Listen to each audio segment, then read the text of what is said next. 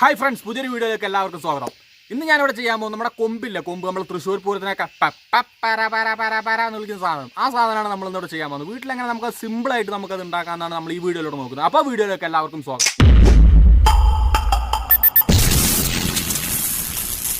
അതിനാവശ്യമുള്ള സാധനം എന്ന് വെച്ച് കഴിഞ്ഞാൽ നമ്മുടെ ഇതേപോലത്തെ ഒരു ബ്ലേഡ്, പിന്നെ ഇതേപോലത്തെ ഒരു കത്തി, ചെറിയൊരു കത്തി, പിന്നെ നമ്മുടെ കപ്പളങ്ങയുടെ ഇല. ഇത് കണ്ടില്ലേ, ഇതേപോലത്തെ ഒരു കപ്പളങ്ങയുടെ ഇല.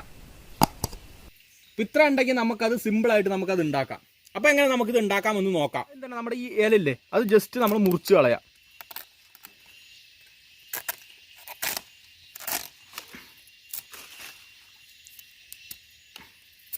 നമ്മൾ മുറിച്ച് കളഞ്ഞിട്ടുണ്ട് ഇപ്പോൾ. പിന്നെ നമ്മുടെ ഈ സൈഡില്ലേ, ഇതും ഒന്ന് നല്ലതുപോലെ ഒന്ന് നല്ല ഷെയ്പ്പാക്കി എടുക്കുക.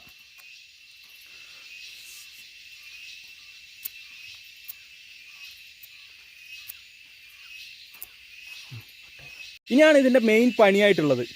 അതായത് നമ്മുടെ ഈ സൈഡ് ഉണ്ടല്ലോ, ഏതെങ്കിലും ഒരു സൈഡിൽ നമ്മൾ ബ്ലേഡ് വെച്ചിട്ട് ചെറുതായിട്ടൊന്ന് കീറി കൊടുക്കുക. നമ്മൾ അപ്പുറത്തെ സൈഡ് നമ്മൾ കീറരുത്, ഒറ്റ സൈഡ് മാത്രമേ നമുക്ക് കീറാൻ പാടുള്ളൂ.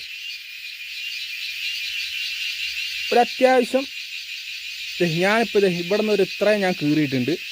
അത്ര നമ്മൾ നൈസായിട്ടൊന്ന് കീറി കൊടുക്കുക. നൈസായിട്ട് നമ്മൾ കീറാൻ പറ്റില്ല, കത്തിയൊന്നും വെച്ച് കീറാൻ പറ്റില്ല, ബ്ലേഡ് വെച്ചിട്ട് തന്നെ കീറാൻ പാടുള്ളൂ.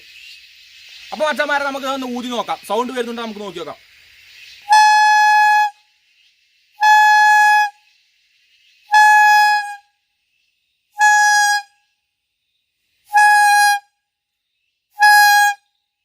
സയന്റിഫിക് തിയറി എന്ന് വെച്ച് കഴിഞ്ഞാൽ നമ്മൾ ഇതിൽ ശക്തമായിട്ട് ഊതൂലേ, ഇതിലൂടെ ഊതുമ്പോൾ നമുക്കിവിടെ നമ്മൾ ബ്ലേഡ് വെച്ച് ചെറിയൊരു വിരലിട്ടുള്ളൂ. അപ്പോൾ ഇവിടെ വൈബ്രേഷൻ ഉണ്ടായിട്ടാണ്, അതായത് ഈ നമ്മുടെ എയറിൻ്റെ വൈബ്രേഷൻ ഉണ്ടായിട്ടാണ് ഇവിടെ സൗണ്ട് ഉണ്ടാവുന്നത്.